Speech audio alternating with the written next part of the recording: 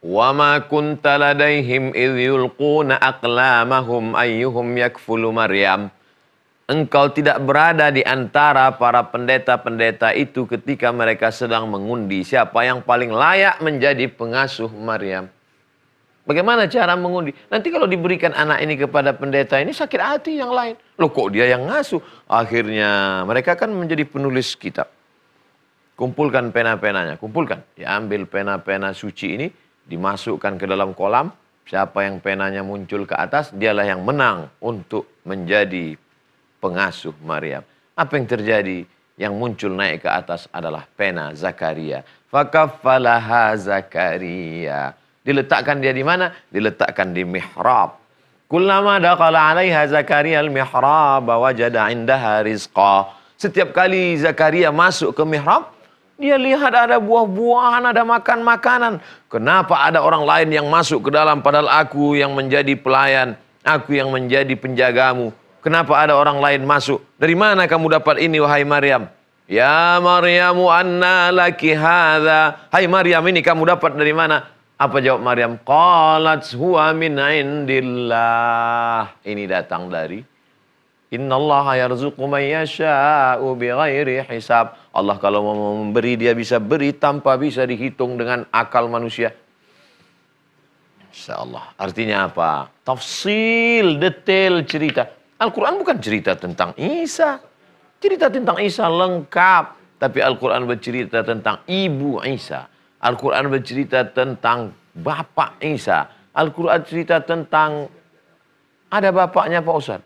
Tidak. Isa ibnu Maryam. Al-Quran bercerita tentang bapak Maryam. Al-Quran bercerita tentang 2 surat detail tafsil. 1 surat Ali Imran.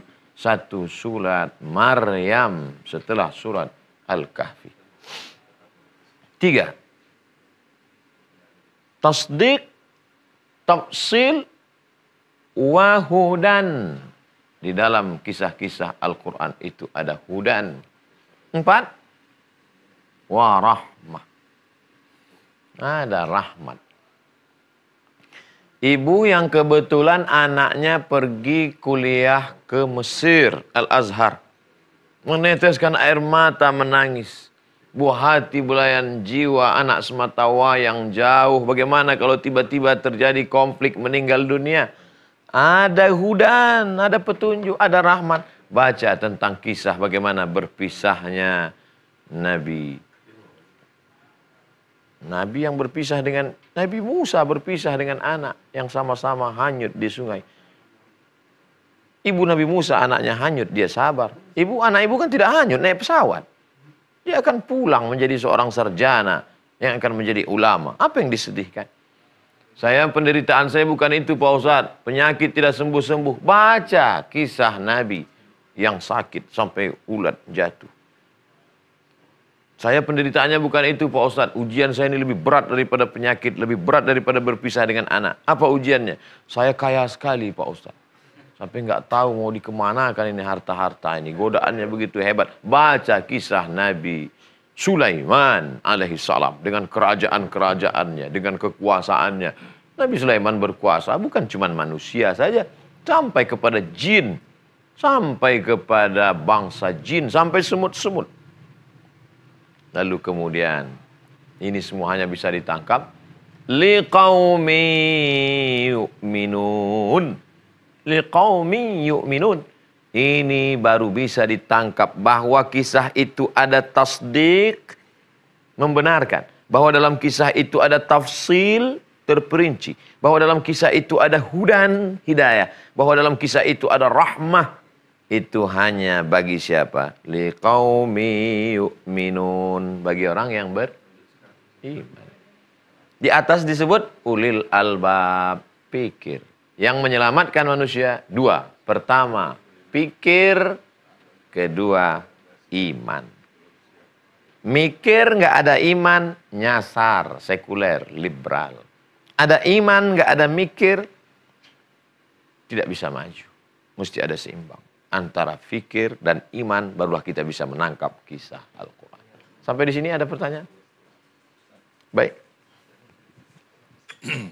Bismillahirrahmanirrahim. Assalamualaikum warahmatullahi wabarakatuh. Waalaikumsalam warahmatullahi wabarakatuh.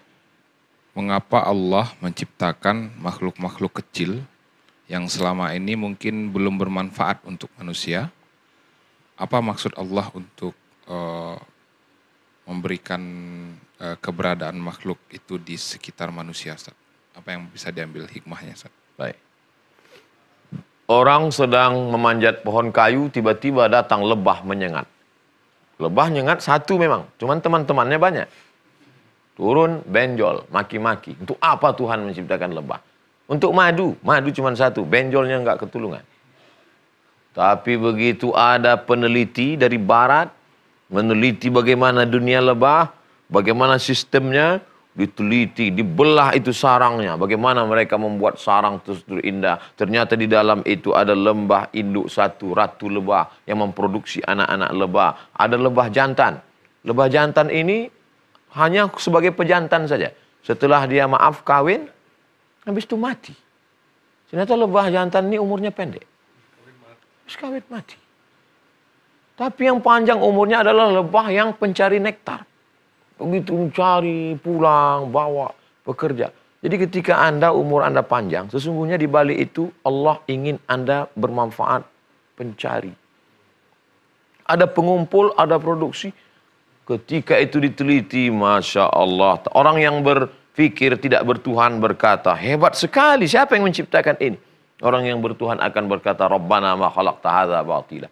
Dari singkat kisah ini, apa maknanya? Kita akan memusuhi sesuatu yang tidak kita ketahui. Itulah yang makna ungkapan al-insanu a'da'u ma jahilu. Orang kalau tidak tahu dia akan memusuhinya. Tapi begitu dia pengetahuan, akal, pengetahuan melahirkan iman, akan menghormati walaupun serangga. Sesungguhnya kebencian kita, kemarahan kita karena kita tidak mengenali ini. Mudah-mudahan generasi kita nanti akan memahami bagaimana kehidupan nyamuk, bagaimana kehidupan lalat, bagaimana kehidupan hewan-hewan ini, insya Allah. Amin ya rabbal alamin. Terima kasih. Wassalamualaikum warahmatullahi wabarakatuh.